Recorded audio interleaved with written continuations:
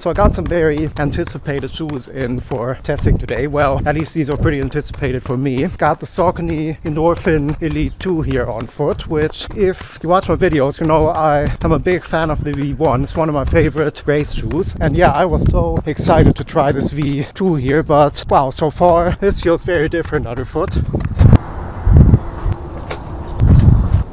So just looking at the shoe, it actually looks fairly similar to the V1. At least it has a pretty similar rocker shape here, meaning it's pretty flat up to this point here, and then has a very, very aggressive toe spring here. But the thing is, yeah, oh boy, this shoe is very, very soft. This is just unbelievably soft. I'd say, yeah, this thing easily has more squish than the Invincible. This is probably the squishiest shoe I've ever run in, and it feels almost unreal actually.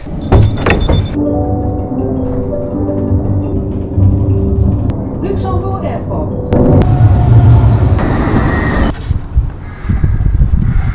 So yeah, this foam here, Saucony calls this stuff Incredi-Run, which is kind of a weird name for a foam. But yeah, just look at how squishy this is. Look at how much compression this has. This is much softer than the Lightstrike Pro and the Adios Pro 4, and much softer than Zoom X. And I do have to say kudos for Saucony here for trying something different. And yeah, I mean, this is going to be quite a polarizing shoe, of course. But for me, yeah, I'm not really sure if this really paid off.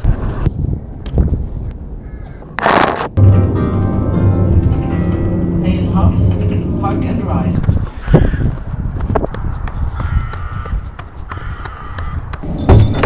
You know, watching reviews on this, quite a few people have mentioned how this foam does firm up a bit when you're running in it. And you know, I can kind of see that when you're putting some pressure into this forefoot. You don't get quite the same squish as when you're just going easy. But yeah, as soon as you rock back on your midfoot, it just becomes so kind of unstable, and you kind of feel like there's just no push off in this shoe.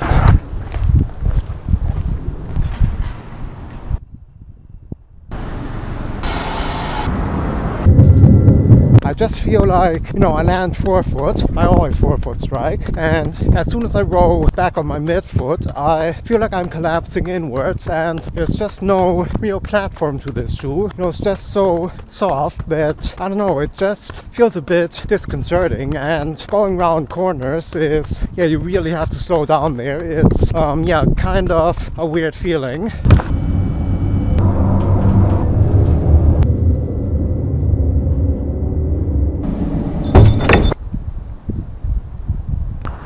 So something I'm not quite convinced about here is the fit on the upper, which wasn't ideal in the first version and is definitely not ideal in this version as well. I do find that this is maybe a bit too wide and also comes up maybe slightly short for me. So yeah, that's not quite ideal, and it do feels like it's kind of limited in adjustability, as this is just such a stiff and kind of non-conforming material. So even when I pull in the laces, I do still feel like this doesn't really adapt to my foot very well, and you know, it just doesn't really feel like a race fit to me. It just doesn't hug the foot that well.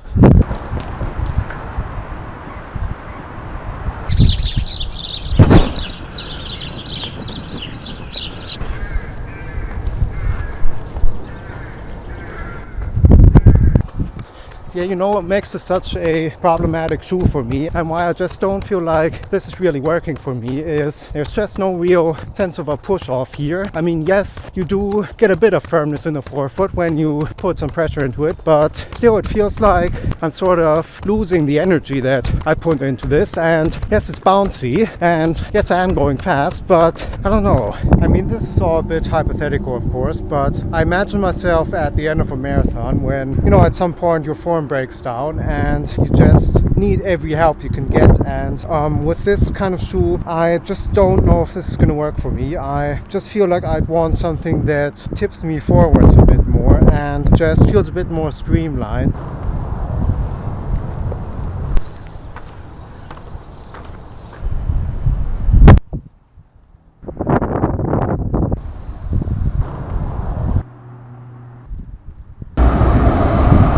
you know, being objective here, this is quite an amazing shoe. This is just unlike anything else I've ever run in. And yeah, it is very, very bouncy, but it's not bouncy in the way that it throws you forwards, if you know what I mean there.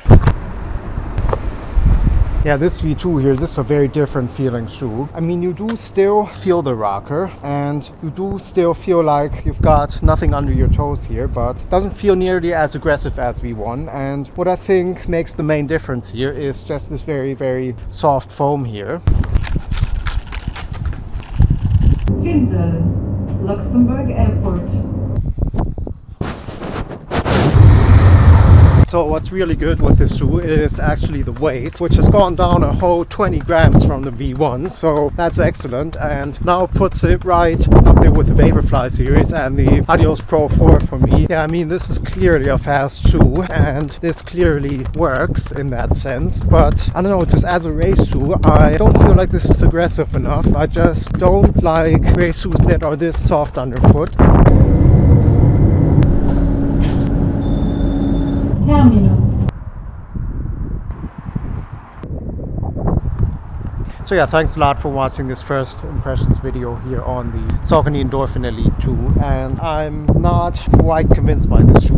This is a very, very fun and very unique shoe, but yeah, just gotta say it how it is. And yeah, anyway, hope you found this entertaining, and like and subscribe as always, and yeah, see you soon.